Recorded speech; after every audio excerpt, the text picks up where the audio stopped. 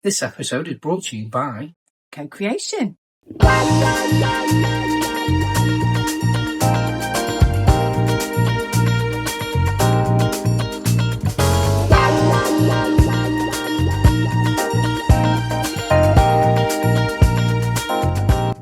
Welcome to Leadership Actually. It's not love, it's leadership. That's it. Welcome, Lisa Powell. Welcome, Lee Rogers. How the devil are you? Oh, she's saying it back as she normally says it. I am. I'm really good. Yeah. Yeah. I've been What's going on? I've been on my bike. Have you? Yeah. A lot, by the looks of you. That's rude, isn't it? You look good, I mean, fit. Thank you. Well, I've just got into the zone with it, and I am on it. And what's been amazing is we've got the kids to design a shirt, so they're going to design it. There's competition at the moment. Yeah. Our previous guest, John Dutton, Yeah. who's the CEO of British Cycling, he's going to judge the competition. Oh my God, is he? Yeah, amazingly. So the kids are excited about that. And then we've got proper shirt sleeve sponsors. So SIS, Science in Sport, is our first shirt sleeve sponsor. So I'm like proper excited. And that's what That's not easy to say, that. It's not. And that's what all my mates have got, like on the bikes and all the bottles and stuff. So I'm like, hey, yeah, it's starting to feel like it's real. Obviously at time of recording, only 2 months to go before we do it. Yeah, amazing. Do you know what, actually, what was the thing that got you right, I'm in it now? Because there was a time, isn't it? It's really hard at the beginning to kind of get into that habit. So what do you think changed? What's the tips we can all learn? I think for me it was always going to be about ramp up. So there's no point trying to just go and cycle 40 miles when I was post-Christmas, because you have the Christmas kind of indulgence. So then it was week by week, get to a level of fitness, now improve your fitness. So I have lost a little bit of timber, and the more you lose, the more you're into it. And then we're going to get 1,000 kids cycling 1,000 miles as well. Oh. So now that the kids are involved, we've got our first major sponsor. The sponsorship has started to increase. It's feeling really real. There's no backing out now. So but the actual moment was, it started to get lighter. Oh. So then weather. So then you get out on the bike, and so rather than just being cooped up indoors, getting out and going, visualization, this is what it will be like. Did Ed Clancy help? Enormously. Ed's so inspiring. And then even following his social media stuff, it's like, just get out there, just do it. And when he was talking about performance, I even was cycling the other day and I'm thinking about aerodynamics and like looking at how badly I'm riding, going, have the right posture, chill out. And I was like, just chill out. Get up this hill as slowly as you can in some ways, but just keep your legs turning. Amazing. And how are you? What's going on for you? I'm really well, thank you, Lee. Yeah, I'm all really good. Things are good at home with, my boy. Our Fred's, he's all good. He's getting excited about, he's got his assembly this week, so he's been practicing his words, I think. I've asked him, he said he has, so I haven't heard him say that. And also his show, he's in a show in Annie. So he's very excited about that. So yeah, like he wants to be the greatest showman, doesn't he? So all that is going really well. And he said to me yesterday, actually, it was funny, we were watching, I don't know if I should say this, Dressed to Impress, which is like a dating programme. I actually but know it's it. on a Sunday, and he loves it. Instead of Scooby-Doo, we should be watching. Oh, and he said, well, on the side, which might link to today, he said on one of the briefs was, I want you to dress me as like a northern geezer. And he said to me, he turned to me and he said, Mummy, I think I am 50% northern geezer. I said, do you know what I mean? He's like, yeah, I really think I'm a geezer. And I love him for that, in terms of, his identity, who he is. He's a northern geezer. Well, down with the kids. Down with the kids. Bruh. Bruh, yeah. Do you get that as well? All the time. I can't even say it properly. I go, bruh. Any parent listening to this will probably now know, bruh. Bruh, definitely. Formerly known as Mand would say, Mom. Yeah, formerly known as Mom. She's now bruh. So all good. And lots of really purposeful stuff at work as well. Lots of really good projects that we've got going on in the leadership space. So yeah, really exciting. But this is the messy class, Lisa. This is the messy class, Lee. So let's ask you a question. Oh, a messy question. Go Yeah, on then. because you're good at firing them over this I'm way, really so- good at messy. So tell us about a time when you didn't quite get the understanding so well on what you could have done differently with somebody or an incident. I'm going to actually flip that a little bit. There's something that comes to mind was actually joining an organisation a good few years ago, and I probably felt like I didn't really fit in, and you know, I kind of explored that, but instead of kind of being okay with that, I tried to really merge into how everybody else was, you know, and trying to be someone else.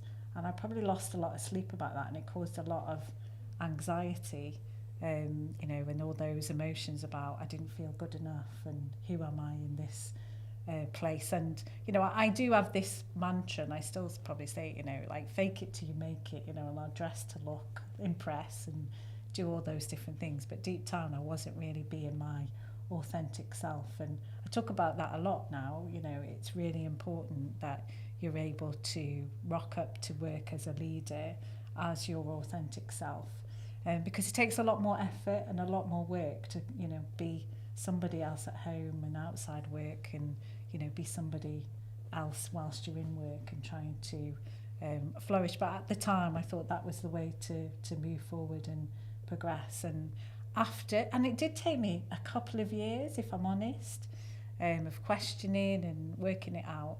I think I just decided that I was going to just be who I am and see how it landed. And, you know, sometimes it landed really well. But I wouldn't change it, you know. And actually, you know, when I feel that way, I feel, you know, it is good to be different. We're all different. We're all unique, and being able to bring that as a strength to work. So, and I hope that I try and help others do the same. So, yeah, definitely. Thank you. I love that. And you know, the thing that I notice and observe about you is people love you for being you. Oh, thanks, Lee. You know, when you're in your absolute best moments and best state, even when you're not actually, even when you're in your worry states, people love you for being you, and I think that absolutely comes on. But I agree. I think it's the times, isn't it, sometimes where you've almost got to get it wrong and understand getting it wrong to make it easier to know when you're getting it right more often. Absolutely, definitely. Great stuff. So do you want to introduce today's guest? Well, I think what we've just talked about is very relevant. So I'm going to give you an official introduction, and then we're going to dive in, if that's all right. Daniel. Absolutely, go for it. But I'm really pleased that we've connected as well. So we've met outside this. So I do know you a little better, but I'll give you your official introduction. So Daniel Armitage, you are from NeuroSparks. So you are founder of NeuroSparks and someone on a mission to create a world where people don't just fit in but truly thrive. Your work focuses on supporting neurodivergent individuals and helping organisations build environments where difference is understood, supported and valued, not just talked about. What really drives this is personal. You talk about wanting a different future for your two girls, one where they grow up without fear of inequality and in a world that supports people who think and experience life differently. Through coaching, training and consultancy, you're helping turn that vision into something practical and real for individuals and organisations. Dan, it's really great to have you with us. Wow, that was like, this is your life kind of moment. It was brilliant. Thank you, Lisa. Thanks, Lee, for inviting me on. Thank you. Thanks for coming. Absolutely. And does that summarise it? Absolutely. I think the essence of everything that you've just said is absolutely there, and I think the inequality part is a massive thing for me, because when you are neurodivergent, I've got ADHD, dyslexia and dyscalculia. Yes. You know, a lot of people do have something called justice sensitivity, and we want to put the wrongs of the world right, and sometimes it's not always possible, but things that we can do, we definitely want to do. Yes.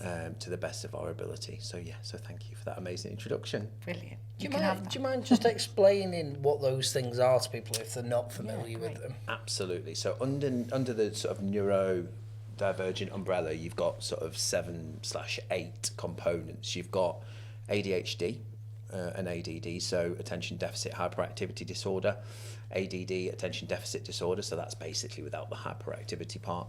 You've got ASD or ASC, so that's autism spectrum condition.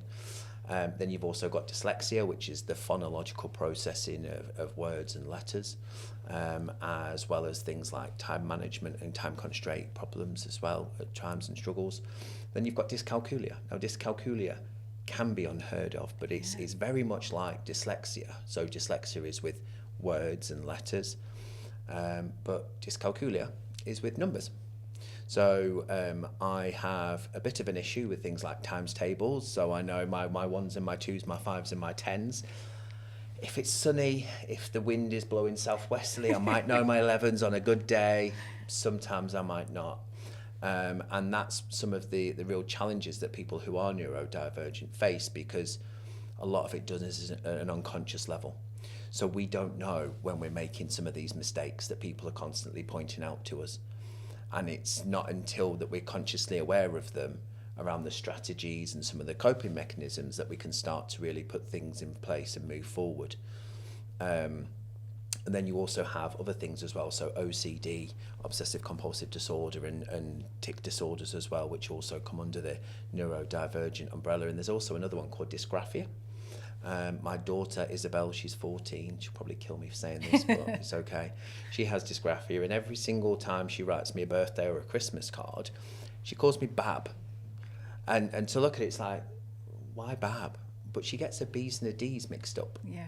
You know, and it doesn't matter how many times school tell her, doesn't matter how many times we tell her, ultimately she's not going to change it because it's done at an unconscious level. Yes. And ultimately she knows how to say dad, she knows how to write dad, but every time she writes a card and writes it out, she writes Bab. So that's dysgraphia. Amazing. Thank you for that. That's really important, actually, that people understand a little bit about what these terms mean. And we always started with a bit of our messy moments. So I'm going to start actually your experience, because I think that might tell in terms of messy moments. What were the moments, having been neurodivergent yourself, that you went through that's probably taken you to where you are now? What's your experience been like? When I look back at it, it's almost like, you know, when you keep watching a film and you've got your favourite film that you always watch, you still watch it, but you know what the ending is. Yes. My life is like watching a film over and over again. You already know what the outcome is, but you keep analysing different parts of your life as you learn new parts and go, oh my word, that is the reason why I always used to do that. Wow. You know, and it's that hindsight that actually gives you perspective on life, but it also gives you a bit of forgiveness as well, doesn't it? Because you go through all of your life searching for questions and answers, and it isn't until someone actually goes, oh yeah, that's pretty normal when you've got dyslexia or you've got ADHD, and you go, oh well, I thought I was always weird, I thought I was one on my own when I used to do these things. You know, and Lee, I think it's quite apt really, you know, you found cycling. For me, it's always been scuba diving. Wow. In the fact that I'm at my calmest when I'm near water, because for me it's about the able to switch off the noise that's in your head when you're neurodivergent. And I never switch off about work, no matter how much I try, and the only time I can switch off is when I'm underwater, and that is because ultimately you don't have any electronic devices, you are at one, you're weightless in the water, and ultimately all you can hear is the breath, is the bubbles. Yeah. You know, that was one of my most proudest, strongest moments, sensations, I guess, was scuba diving. So really, you say it, because at the start of it, we were on honeymoon in Barbados. I was petrified, I was fearing, all the breathing was wrong, I was singing, like, everything was like, oh my gosh, I need to get to the top. And then I kind of had a little breakthrough where all of a sudden I was almost in a meditative state. You know, you talk about, you're into all this stuff, aren't you? And I felt at one, not just with myself, but with the world, because you go in, I'm into something that I couldn't be more relaxed or peaceful. And then you see the things around you, and you're almost in awe and wonder. Yeah. So I really recognise that. Yeah. For me, on an everyday level, it's golf. But it's a similar thing where you go into your subconscious and you're not doing... You shut out the noise. You're not looking at the 100 WhatsApp messages in the 30 minutes that you've been away from your device. Yeah. And so last year we went to Egypt on our holiday, and scuba diving in Egypt is just diving in a fish tank. It's the most beautiful place. Luke, my partner, he's autistic. My daughter, Isabel, as we said, she's neurodivergent as well, and they made me immensely proud because we managed to get them in the water and scuba diving and things like that as well. So yeah, I just love it. It's fantastic that that's brought you on that journey. But tell us a little bit more about you. What's your background? How did you come to get to looking after NeuroSparks? Yeah, What's so your journey? My journey was, I always knew that I was very different from a very, very young age, and I saw the world different. I always remember, having to study 2 or 3 times harder than all of my friends and my peers. And I can pick up a textbook. I can read. I see what the words on the page say, but I don't necessarily sort of process that information. So it would take me 2, 3, 4 times the amount of reading just to kind of digest that information to what I'm actually trying to study. So I found I was very creative from a very young age. So like your son, I was very much on stage. I did music, theatre, performing arts at school, very much enjoyed it. Managed to sort of scrape my GCSEs. And then I went to Blackburn College, and at Blackburn College at the time, when you go and do your AS levels, they do sort of an entrance exam test thing, and they didn't really tell you what it was about, so I just kind of did it. Yeah. And then I went to college and did media, film, theatre and performing arts, so very creative subjects. Yeah, and I remember my tutor coming up to me, and Nick sat down and said, "Right, Dan, I've got something that I need to say to you." I was like, "Yeah, of course, Nick, what is it?" It's like, so when you did the test, we found out you're dyslexic. I said, "Oh my God, am I going to die? What does this mean?" Yeah. And he said, "Don't be stupid, you're such a drama queen." and ultimately, he said, "No, I'm dyslexic as well. There's nothing wrong with it. It just means that you process the world just a little bit differently from everybody else. You process the information, you might need a little bit of extra time in study, but what it does mean is that you're so creative, you're an out-of-box sort of problem solver, and you just see the world ever so slightly different."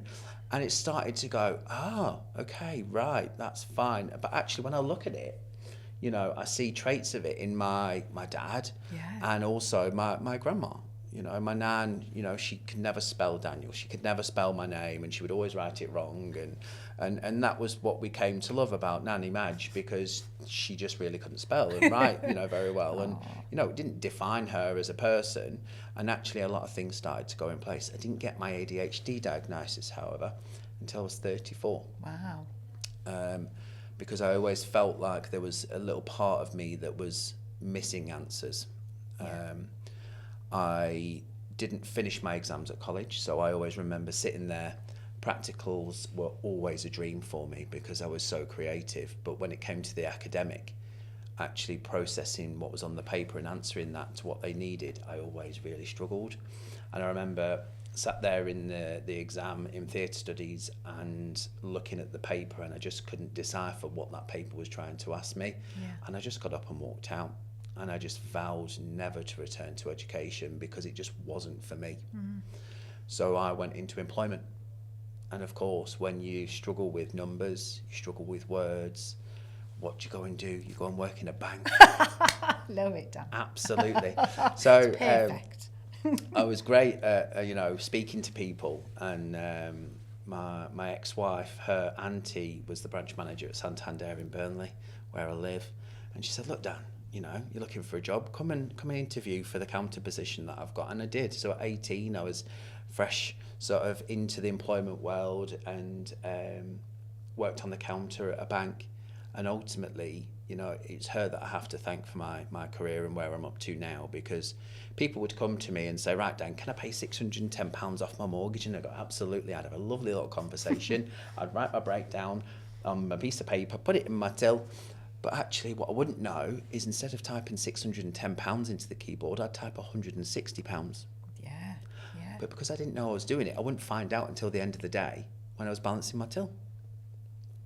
So what we would have to do is one of the reasonable adjustments, be like, right, Dan, okay, an hour before everybody else, let's balance your till. Let's find these mistakes. Great, no problem, let's do it.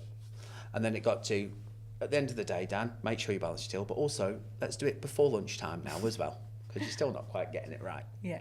Okay, right, okay, I can do that. And then it got to, right, Dan, every hour on the hour, just balance your till for me, because you've only done about 2 transactions, you know, you can't have really done that much. And then it got to, right, Dan, let's go and have a chat in my office. And it's at that point I normally ask in my training sessions, whether it be with senior leaders, executives, people managers, or all staff, I always go, what do you think happened there in that meeting? Yeah. And they all go, 90% of the time they'll go, you got sacked. But actually, no, they promoted me. Amazing. And you know, you look at the things that we do now, and you look at some of the advice that I always give, I strongly believe that every person is on the right bus. And that bus is the company that you might work for. And to get your ticket onto that bus, you pass your interview, which is all the skills, capabilities, and your knowledge that you've got. And you really kind of go, right, that's me. Do you want it or not? And they go, actually, there you go. There's your ticket onto the bus. But that doesn't necessarily mean you're on the right seat on the bus. No. So I was on the bus, I was on that journey. I had my branch manager driving as a bus driver, and she was like, do you know what, Dan, you might just be in the wrong seat on the bus. Let's give you another role. What an amazing person, Honestly, actually, to do yeah. that for you as well, Yeah. isn't it? To give you that view and that other perspective. And it was really from there that I just loved it, because I was a people person, I was a problem solver. And ultimately, it was all about actually putting other people ahead of me. You know, what can I do? It's an act of self-service, right? You've got this issue, that's fine. I'll go above and beyond, and I'll go and help, and I'll fix it for you, because that's what I always do. That's what I've always done. And ultimately, by doing that, all my friends were coming out of university at the age of 21. I was a bank manager by that time. Yeah. You know, so I'd managed 3 different branches. So I'd managed a branch near me called in Padiham, Haslingden and Preston. They're all in the northwest. And actually, it was kind of, that's where I started to shine in terms of leadership roles as well. You know, helping people to discover who they were, because I knew that I was different, and actually helping people to understand that we're all as different on the inside as we are on the outside. And that's when people started to go, oh, you're quite a good manager at 21 at Dan, Yeah. It's quite good. But then the ADHD, I look back at it and go, I got bored pretty easily then. A lot of people do get this 2-year itch where they go from role to role to role to role. And that was me, ultimately. And then I got bored of being a bank manager. So I went into regulated financial planning, lots of exams. Yes. Done that. And then the bank made quite a few people redundant. They kept about 77 on in the country, and I was one of the 77. And that's where it started to get more difficult then, because I had a new manager, new processes, new ways of working, doing everything. But to everybody else from the outside, it was a brand new role.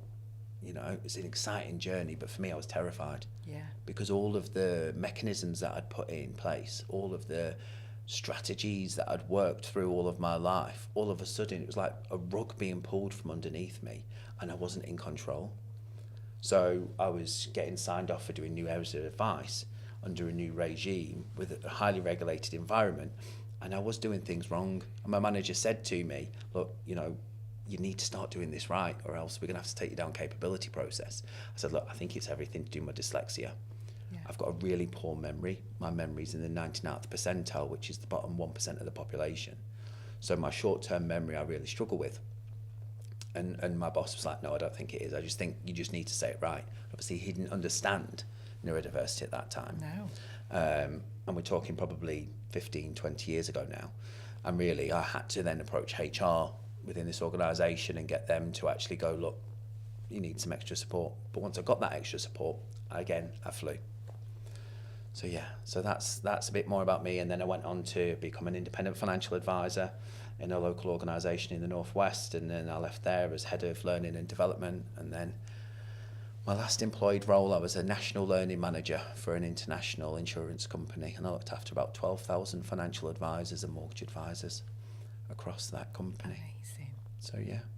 And at what stage in your career were you diagnosed? So you said 32, so that was a big gap. So what was that trigger that said, I'm going to go and, look and see what this really is? Do you know, it actually was, so I was with my ex-wife, and this is very, very common that when neurodivergent people are questioning their identity of not only themselves but also their sexuality as well. Yes. So I always knew that I didn't know really where I fit in terms of my identity, in terms of the LGBT community. I told my ex-wife from very early on in that relationship that I thought I was bisexual, but it didn't really feel quite right. I wouldn't describe myself as gay. And it still does, those identities and those labels really don't fit well with me. And it wasn't until my current partner Luke said, well, you might just be pansexual. And I was like, I am not attracted to kitchen utensils or anything of that sort. What is this? And actually he's like, don't be silly, and we had a bit of a laugh about it. But actually pansexual is you don't see any barriers to kind of relationship status or genders really, or gender identities. It is kind of that where you can just be attracted to whatever you want to be and have no worries about it. And I was like, actually, do you know what, that really suits me to the ground. Yeah. Because I fall in love with the individual, not necessarily how they identify in terms of a label. Yeah. And I think that once I actually acknowledged that and really wholeheartedly started to understand myself, my neurodiversity became a lot easier to understand, because we don't need to fit in boxes, because as I've said before, we're all as different on the inside as we are on the outside. And when we try to confine to boxes, this is where mental health issues can start to go awry. Yeah. Because you feel like you have to be somebody that you're not. You have to stick that mask on so tight to conform in the workplace. And ultimately there are lots and lots of people that have sadly taken their own life by suicide because they didn't know where they fit in the world. Yeah. And it shouldn't be like that. People should just be able to be people and do what they need to do just to kind of get on in the world. Absolutely. Without these labels and things like that. And I think there's an element, of individuals that they say it's within that. Where, I know we often say society says we should fit into this box or whatever, but there's individuals that have some responsibility or accountability in that space and choose to want to fit in, or will acknowledge that they belong to this box or don't belong to this box. There's a mindset to it, is I guess what I'm trying to say, clumsily probably. How do you encourage people to get to that state where they say, actually, irrespective of what society says, I'm just going to be me? We talked about, being our authentic self. It's a phrase used often, but I think it's a bit misunderstood, if I'm completely honest, from what I've seen of people and what, you add on social media that gets blamed for a lot. What's your encouragement to people on how they can be at peace with themselves, ultimately? Ultimately, they, it's quite ironic because I say that, you can just be whoever you need to be, but ultimately society imposes that if you do want support in certain things, like, for example, get extra support with your ADHD or your autism, then you have to actually define yourself and acknowledge that you might be associated with that label.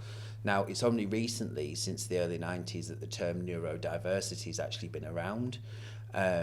It was coined by an Australian sociologist, Judy Singer, in the early 90s, and she just basically was studying neurodiversity in the workplace, and she came up with the term that everybody is neurologically diverse, neurodiverse. Yes. Because we all are.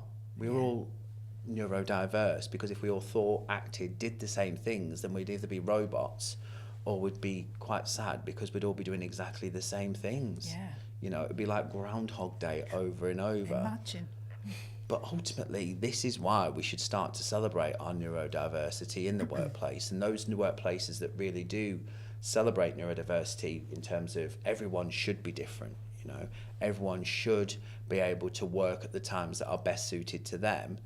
Those are where people feel psychologically safe. And it isn't until when neurodivergent people feel that psychological safety that they can start to take that mask off and live with authenticity. Nice. You know, because without that psychological safety, you know, Maslow's hierarchy of needs is always going to take precedent over everything else. You know? And what can leaders do to create that space? Yeah, so leaders, that they don't realise how much of an impact that they can make. So at my last job, the whole reason why NeuroSparks came about was because the head of IT at that company said that he wasn't really prepared to put in place the 3 bits of software that I needed because it was extra work for them. Right. So it was 3 bits of software. They were trying to cut down on the amounts of software, you know, that they had on their systems, and they would have to go through due diligence and everything like that. And these were recommendations that were made by a scheme called Access to Work, which is funded through the Department of Work and Pensions. So my employer didn't have to go out and buy the software. It would get paid for. They just had to implement it. And I said to the head of IT, because he actually said, look, can you not just press the dictate button on Word? And I thought to myself, can you just not ask somebody who has no legs in a wheelchair to grow legs and walk up the stairs? Yeah. Because an invisible disability, and I use the term disability in inverted commas because, again, in order to get the support, you have to kind of succumb to that label. An invisible disability is exactly that, it's invisible. When people don't really understand some of the things that you have to go through as a neurodivergent person just to get up in the morning to actually go out and actually do a job, you know, by saying to someone, can you not just press a button? It's just like, well, do you know what? I can do, but why should I? But that button will only work on Microsoft Word. That button will only work on emails. What if it's a PDF? Yeah. What if I'm on the internet? You know? So ultimately, I was quite annoyed by that, as you can expect. So I went to go and do what every annoyed person does and go and speak to their mum. And that's exactly what I did. And I said to my mum, look, I'm struggling with this quite a lot to get my head around this because, you know, I would be described as a top performer. As a top performer, why can't I get the help and support that I need to be the very best that I need to be? And she said, well, you know, sometimes these battles just aren't worth fighting and taking up your mental headspace. And she said, well, what do you want to do about it? I said, I want to help people like me.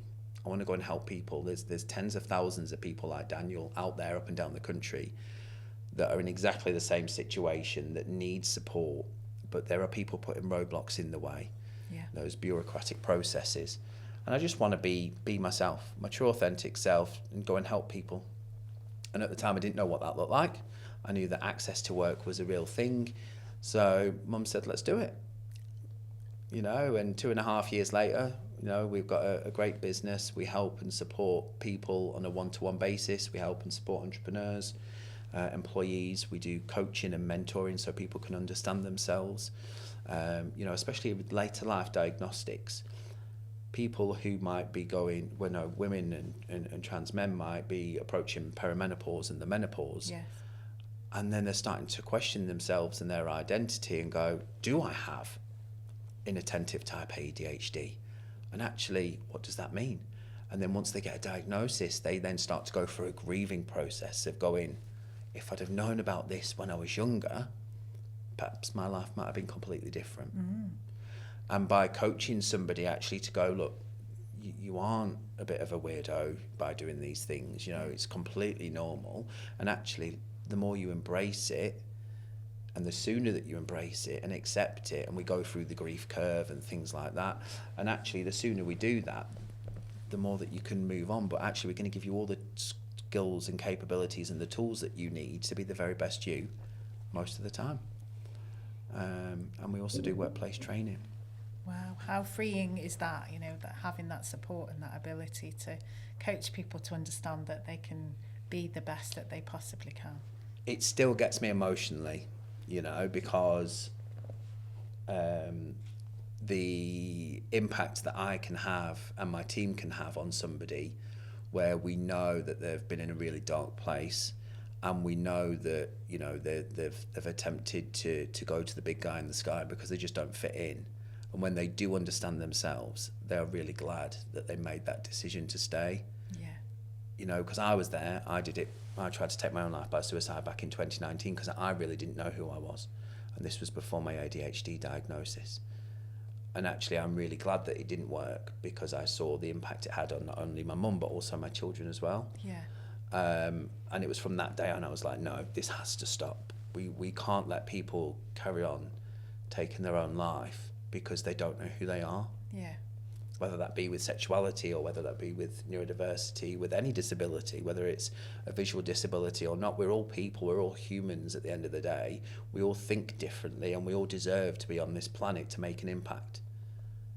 And ultimately that's what I do on a daily basis. Amazing, and an amazing mission. I do feel that, I can see that emotion, and you know, it is an amazing piece of work to be able to change people's lives and help them feel like themselves. And a lot of people who are listening are leaders, Dan, and there's a lot of struggle from leaders around neurodiversity still, you know, in terms of how do I spot it, and what can I do when it is identified. What are the sort of things that you talk to leaders about in this space? So when it comes to leadership, it starts with culture, and the culture of acceptance, but also the culture of curiosity. Nice. It's okay, you know, to come into work and not feel your 100% self because you've not slept.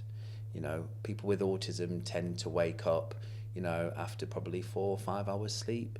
So that's one of the reasons why people with autism do struggle to work, you know, especially sort of to full-time capacity.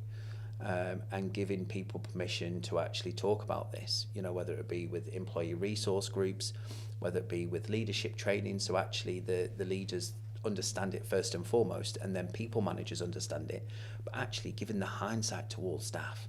Yeah. Because if reasonable adjustments are being put in place, and it might be a confidential issue around why somebody doesn't want to actually talk about their own neurodivergence within the workplace, there will be an air of, well, why does that person get to leave home, to go home early, and why does that person get an iPad, and why do they get noise cancelling headphones?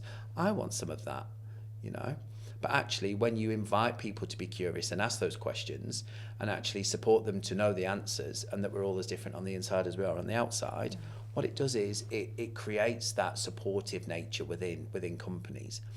And I do say to leaders, and I say this very bluntly, the fact that if you're not going to do it for your people, do it for your shareholders.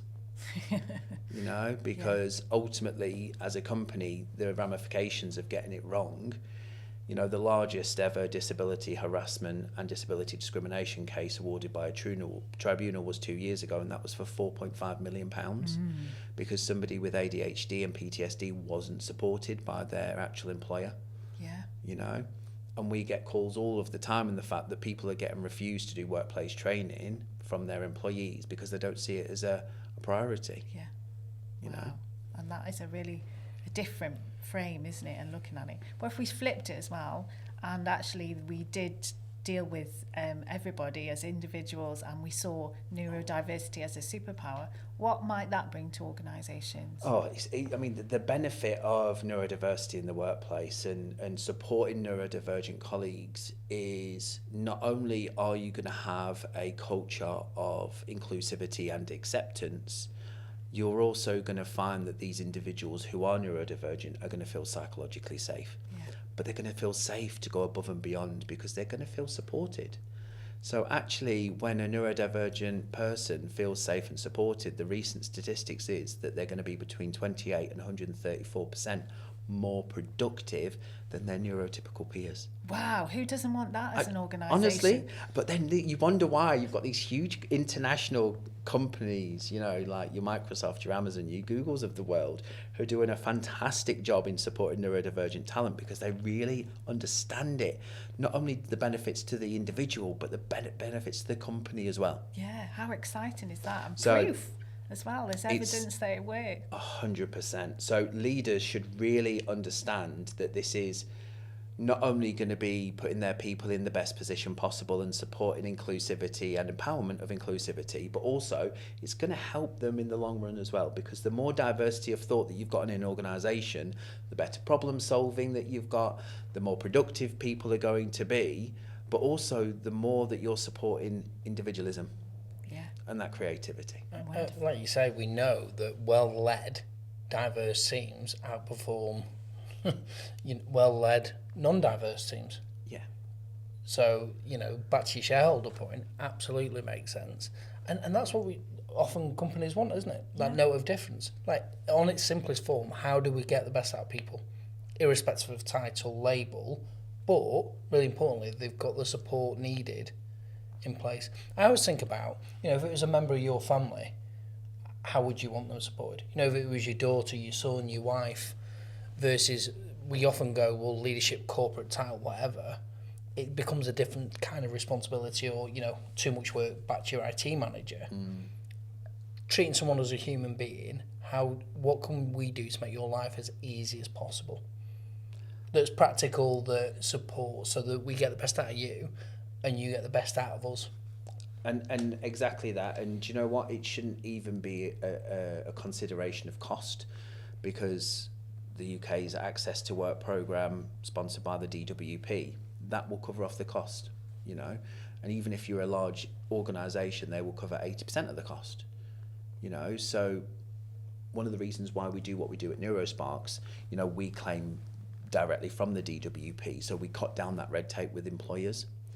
We go out, and one of the problems that I saw was the fact that, for us as a brand new business, it was a cash flow as we're growing an organisation, but also we wanted to cut down that red tape for organisations so they could just come to us and go, right, Dan, we've got this situation, they've got an Access to Work award, can you do the coaching, can you organise the workplace training? Absolutely, So how do people get in touch with you? They're listening, they're watching this, and they want your support. How do they access you? Easily. So, absolutely. So, neurosparksolutions.com, is the place to be. If you go on there, we even have lots of videos on there as well. So if you are dyslexic and you struggle to read, just watch the videos. You'll see how passionate I am. And I actually think as well, I'm wearing the same outfit as well, because I do like to wear the same clothes as well.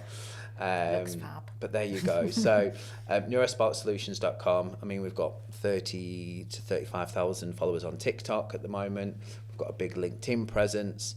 And ultimately, it's just about, I will speak to anybody and everyone about what we do, because ultimately the more that we communicate, the more that people can just take nuggets and ideas away. Amazing. And they should. You are amazing. Thank you. It's fantastic work.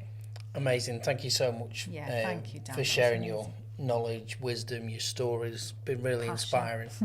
Yeah, thank you. Final question from me. Who's the person that we should have sat in the hot seat where you are now that is an inspirational leader and does the do? So for me, it's not necessarily a leader, but I have a lot of my adult life to thank for this individual, and this is somebody called Chris Grimsley. He runs an organisation called NLP in the Northwest, and I was that curious about, I knew that I thought differently and processed the world differently. I was like, I've heard of this thing called NLP, Neuro-Linguistic Programming. I'm curious about, and that's, curiosity is the key word in NLP, why I behave the way that I do. And then, I met Chris, I went on his foundation course, loved it, and I still use all of the stuff in the foundation to this day. And then I went and did the practitioner, then I went on to master practitioner, and then I went and did integral eye movement therapy, and then I did metaphors of movement practitioner, and all this stuff in a quest to actually really understand myself and how we process the outside world, to the actual point where I'm currently doing my master's in business psychology, to understand the workplace even more, and around, I'm doing my thesis around neurodiversity in the workplace, and then I want to go and do a PhD around neurodiversity in the workplace and intersectionality as well. But I have all of this to thank for Chris. He's able to actually put the psychology of the mind in such a way that is easy for anyone to understand. And I think if you really do want an expert in NLP, I might be slightly biased. You know, I'm probably sat with NLP practitioners as well. And ultimately, Chris is able to just really, the essence of life itself is able to put very succinctly. Amazing. Well, we'd love to speak to him. Brilliant. It sounds phenomenal. And just thank you so much again, you know, for sharing everything that you have today. I really appreciate it. Oh, you're very welcome. So that's it. That's a wrap for this week's edition of Leadership Actually. You can catch us next time.